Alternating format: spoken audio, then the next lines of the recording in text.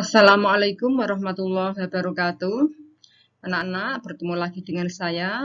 Kita membahas Kingdom Animalia. Salah satunya adalah Phylum Porifera. Ini merupakan materi biologi kelas 10 semester 2. Porifera merupakan hewan berpori atau spons dan termasuk famili Spongilidae.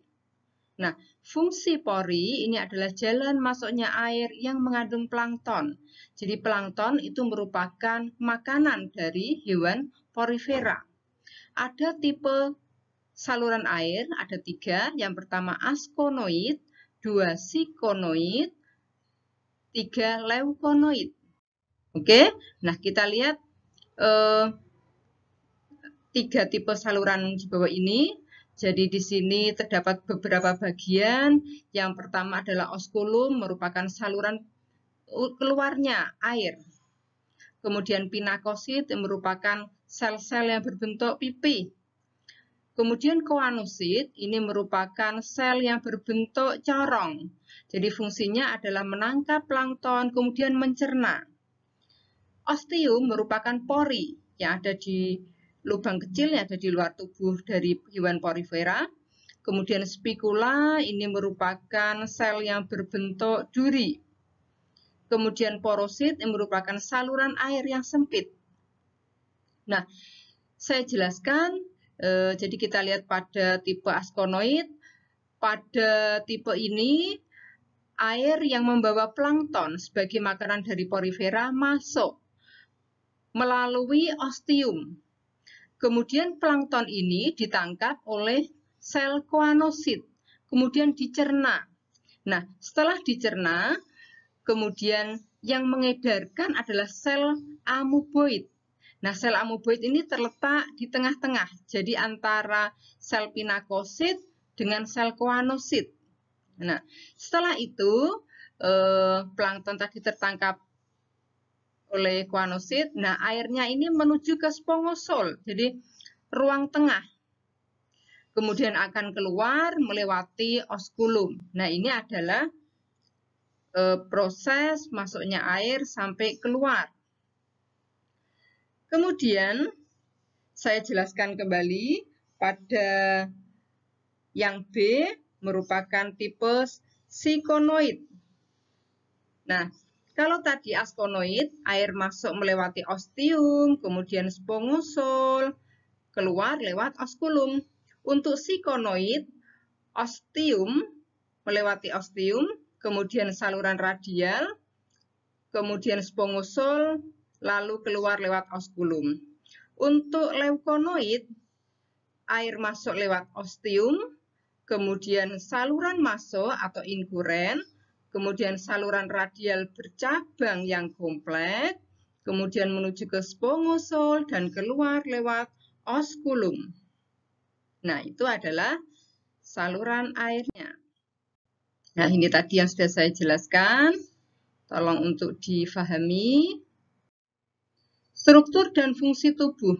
Jadi tubuhnya terdiri atas rongga tubuh tadi ya, spongosol, lubang keluar oskulum, permukaan berpori ostium. Nah, pada porifera ini termasuk hewan diploblastik, artinya mempunyai 2 lapisan.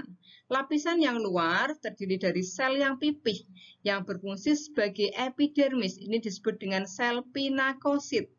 Kemudian lapisan dalam, sel berbentuk corong, berflagel, yang berfungsi untuk mencerna dan menangkap plankton. Jadi menangkap dan mencerna plankton disebut dengan sel koanosit. Jadi koanosit merupakan sel yang berbentuk corong dan berflagel ya.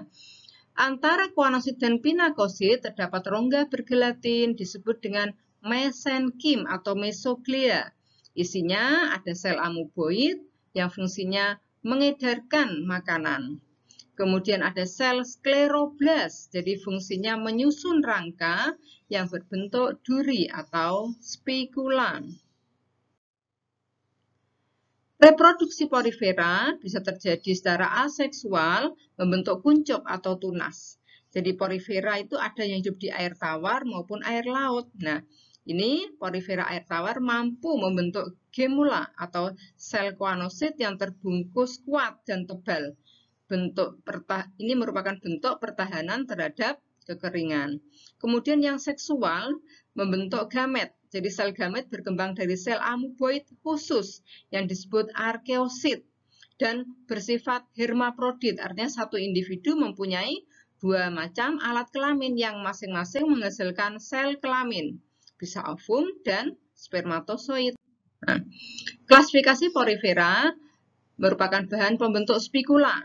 Jadi yang terdiri dari zat kapur merupakan kelas kalkaria, misalnya Grantia scipa.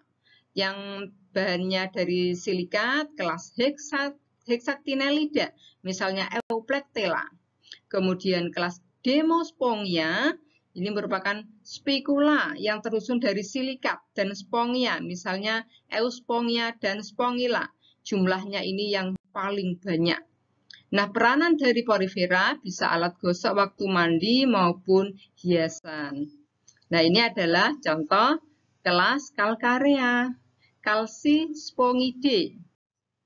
Ini adalah kelas Hexactinellida, Hyalospongia.